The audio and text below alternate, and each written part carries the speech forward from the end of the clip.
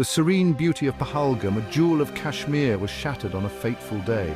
Terrorists struck without warning, targeting innocent civilians. The death toll was staggering, 26 lives extinguished, the nation mourned. India reeled under the impact of this brutal attack. Public anger and grief were palpable. The government vowed a swift and decisive response. The stage was set for Operation Sindoor. Operation Sindoor was India's answer to the Pahalgam massacre, a brutal attack that left the nation in shock and mourning. It was a meticulously planned military operation involving some of the best minds in military strategy and intelligence. The objective was clear: to dismantle terrorist infrastructure that posed a direct threat to national security and peace. India claimed to possess credible intelligence on terrorist camps, gathered through extensive surveillance and reconnaissance missions. These camps, located across the border, were targeted with precision strikes, ensuring maximum impact on the terrorist capabilities. The Indian Air Force played a crucial role, showcasing their expertise and readiness in executing complex operations. Fighter jets were deployed to neutralize the identified targets, flying with precision and determination. India maintained that these strikes were surgical, aimed specifically at terrorist hideouts without causing unnecessary destruction. The aim was to minimize civilian casualties, ensuring that innocent lives were not caught in the crossfire of this critical operation. Pakistan vehemently denied any involvement in the Pahalgam massacre. It condemned India's strikes as an act of aggression. Pakistan claimed that the strikes targeted civilian areas. They reported civilian casualties and property damage. In retaliation, Pakistan launched its own military operation. Artillery fire was exchanged across the line of control. Tensions escalated rapidly, pushing the two nuclear-armed nations closer to the brink. Section 4, International Alarm and the Ceasefire. The world watched with bated breath as India and Pakistan engaged in a dangerous military standoff. The tension was palpable, with both nations on the brink of a full-scale conflict. The international community was deeply concerned, fearing the potential for widespread devastation. The United States, along with other global powers, intervened diplomatically. High-level meetings were held, and urgent calls for peace were made. Diplomats from various countries worked tirelessly to mediate between the two nuclear-armed neighbors. Frantic efforts were made to de-escalate the situation. The United Nations convened emergency sessions, and high-level diplomatic negotiations took place around the clock.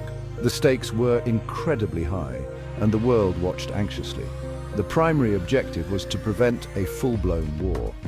Both nations had mobilized their military forces, and the threat of an all-out conflict loomed large. The international community knew that a war between these two countries could have catastrophic consequences. After intense negotiations, a ceasefire agreement was brokered. The agreement was a result of relentless diplomatic efforts and a shared desire to avoid further bloodshed. The announcement of the ceasefire was met with a collective sigh of relief. Both India and Pakistan agreed to halt hostilities. Soldiers on both sides lowered their weapons, and there were symbolic gestures of peace, such as soldiers shaking hands at the border. It was a moment of hope amidst the tension. The ceasefire brought a much-needed respite, but the underlying tensions remained. While the immediate threat of war had been averted, the root causes of the conflict were far from resolved. Families reunited, and a fragile peace took hold, but the world knew that lasting peace would require continued efforts and dialogue. Section 5. A fragile peace, tensions on the brink.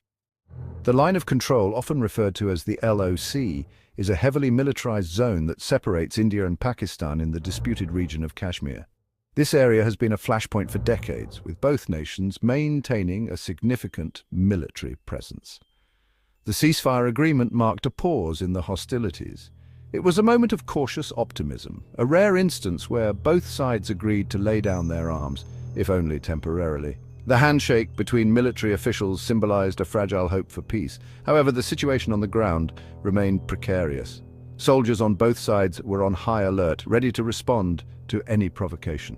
The tension was palpable, with military equipment and vehicles constantly on standby. Both India and Pakistan continued to accuse each other of ceasefire violations. Press conferences were held, with military officials from both sides pointing fingers and trading accusations. News headlines frequently reported on the latest breaches of the ceasefire. The line of control remained a volatile flashpoint. The barbed wire and watchtowers stood as stark reminders of the ongoing conflict. Soldiers patrolled the area, ever vigilant, knowing that any misstep could lead to renewed hostilities. The specter of renewed conflict loomed large. Both nations continued to build up their military capabilities along the border with tanks and artillery ready for action. Soldiers remained in a state of combat readiness, prepared for the worst. The Pahalgam massacre and Operation Sindoor served as stark reminders of the deep-seated mistrust and animosity between the two nations. These tragic events highlighted the human cost of the conflict and the deep scars it left on both sides. The path to lasting peace in the region remained elusive. Despite numerous peace talks and symbolic gestures, the deep-rooted issues and historical grievances continued to hinder progress. The region remained divided, with its people yearning for a peaceful resolution.